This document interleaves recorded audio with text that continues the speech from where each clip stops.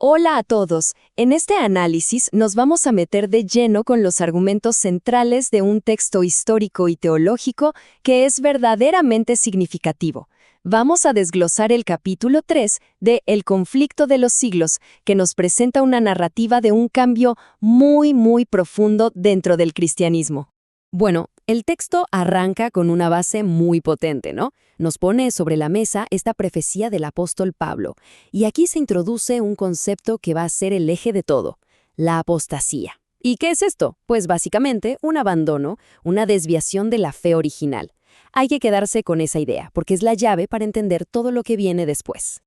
Ok, este es nuestro mapa para hoy. Vamos a empezar con esa apostasía profetizada. Después veremos el compromiso con el paganismo, cómo surge la supremacía papal, las nuevas doctrinas que se crean, y para terminar, llegaremos a lo que el autor llama la medianoche del mundo. ¡Listo! Entremos en materia.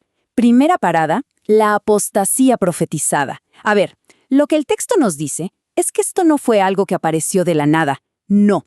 Las semillitas de esta gran desviación ya se estaban plantando en la época de los apóstoles. Se le llama el misterio de iniquidad, una especie de fuerza que operaba en secreto, ¿no?, dentro de la iglesia de aquel entonces. Y aquí viene lo interesante. El autor insiste en que esta corrupción no fue un golpe de un día para otro, fue algo súper sutil, casi imperceptible al principio. Imaginen esto. Se describe como un proceso, como una infiltración, gota a gota, de costumbres paganas dentro de las prácticas cristianas. Empezó de forma silenciosa, por debajo del radar, y luego, poco a poco, se hizo cada vez más evidente, más abierta. Y claro, esa infiltración gradual nos lleva directamente a nuestro segundo punto, que el texto marca como un antes y un después. El compromiso con el paganismo. Este es el momento, según la fuente, en que la Iglesia empieza a cambiar su esencia, su carácter más profundo. Esta tabla lo deja clarísimo, ¿verdad? Es un contraste brutal. Por un lado teníamos la Iglesia primitiva, con toda su sencillez, su humildad, y por el otro, esta nueva Iglesia que, según el texto, adoptó toda la pompa, todo el orgullo de los sacerdotes paganos, justo cuando terminaron las persecuciones. Es como si se hubieran cambiado las reglas del juego. Lo que antes eran los mandatos de Dios, ahora pasaron a ser teorías y tradiciones creadas por hombres. Entonces, ¿cuál fue el catalizador de todo esto? El texto apunta directamente a la conversión del emperador Constantino allá por el siglo IV. Y aquí hay una ironía tremenda porque lo que en su momento se vio como una gran victoria para el cristianismo, la fuente lo presenta como la puerta de entrada. Fue lo que permitió que el paganismo, pero ahora con un manto de rectitud, se metiera de lleno en la iglesia y acelerara todo este proceso de corrupción. O sea que el espíritu pagano, que se creía vencido, al final, de alguna manera, terminó conquistando desde adentro. Bien, y todo este compromiso, esta mezcla, ¿a dónde nos llevó? Bueno, entramos a la tercera parte, la supremacía del papado. El argumento aquí es que esta alianza con el poder terrenal, con el mundo, dio como resultado el hombre de pecado. Ojo, no se refiere a una persona, sino a todo un sistema de poder que, según la fuente, terminó por usurpar la autoridad del mismo Cristo. Veamos qué implicaba esto en la práctica. La figura del obispo de Roma empezó a crecer y a crecer. Se le llamó cabeza visible de la Iglesia Universal. Pero no solo eso. El autor destaca que se asumieron títulos que rayaban en lo divino. Se declaró que era infalible, imagínense, y se demandó que todo el mundo le rindiera homenaje. Todo esto, según el texto, iba en contra de lo que enseñaban las Escrituras. Ahora, aquí hay un punto que es crucial en todo este argumento.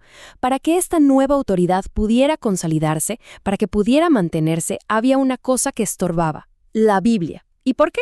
Bueno, porque según el texto, la Biblia es la que saca a la luz los errores de este sistema. Así que la solución, se nos dice, fue prohibirla. Se prohibió su circulación por siglos enteros. La idea era mantener a la gente sin conocimiento directo para poder asentar ese poder. Entonces, una vez que la fuente de la verdad, la Biblia, queda fuera del alcance de la gente, ¿cuál es el siguiente paso? Según el autor, alterar la mismísima ley de Dios. Y lo describe como un proceso en 3 pasos, muy claros. Primero, lo que ya vimos, suprimir la Biblia. Segundo, quitar el mandamiento que prohíbe adorar imágenes. Y tercero, y esto es muy fuerte, cambiar el día de reposo, moverlo del sábado al domingo, que era conocido como el venerable día del sol de los paganos. Con la ley ya alterada, el terreno estaba preparado para el siguiente paso, la creación de nuevas doctrinas. Y ojo, como se detalla en esta cuarta parte, no se trataba solo de nuevas creencias, eran en realidad herramientas. Herramientas pensadas para sistematizar y para hacer todavía más fuerte esta nueva estructura de poder. Y aquí el texto nos da una lista de lo que llama invenciones paganas. Hablamos de la inmortalidad del alma, del purgatorio, de las famosas indulgencias. Según la fuente, todas estas doctrinas tenían un doble propósito. Por un lado, explotar los miedos más profundos de las personas, y por otro, y esto es muy directo, llenar las arcas de la Iglesia. Pensemos, por ejemplo, en la venta del perdón de los pecados. Pero es súper importante entender que esto no pasó de un día para otro. Fue un proceso larguísimo. Esta línea de tiempo lo muestra muy bien. Estamos hablando de siglos. Todo empieza con el decreto de Constantino en el siglo IV. Luego, en el VI, el papado ya está súper establecido en Roma. Saltamos al siglo XI y el Papa Gregorio VII proclama la perfección de la Iglesia romana. Y ya en el siglo XIII se establece la Inquisición. Vemos cómo todo se va construyendo pieza por pieza. Y con todo este panorama, llegamos al punto culminante de la narración. La quinta y última parte que describe el momento de máximo poder de este sistema como una era de oscuridad total. El texto usa una imagen muy potente. La medianoche del mundo. Esta frase es tremenda. Resume perfectamente la visión del autor sobre toda esta época. Es una inversión total de valores, ¿cierto? Mientras una institución llegaba a su mediodía, a su punto más alto de poder y esplendor, el mundo, en lo moral y en lo intelectual, estaba viviendo su medianoche, su momento más oscuro. ¿Y cuáles fueron las consecuencias de esa medianoche? Pues, según el texto, al quitar la palabra de Dios de la ecuación, la corrupción se desató sin freno alguno. Las escrituras eran prácticamente desconocidas, la ley de Dios era ignorada, y lo que reinaba era el fraude, la codicia, el libertinaje. El resultado final, se nos dice, fue que Europa quedó paralizada moral e intelectualmente por cientos de años.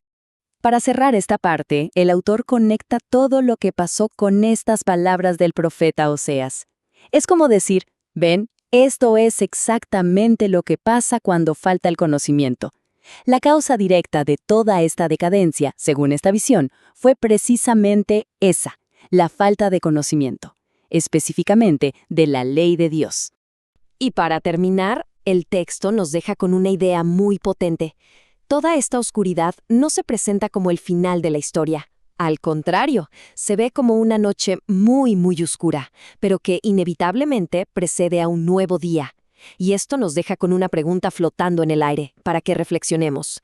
Si esto fue la medianoche, entonces, ¿qué traería el amanecer?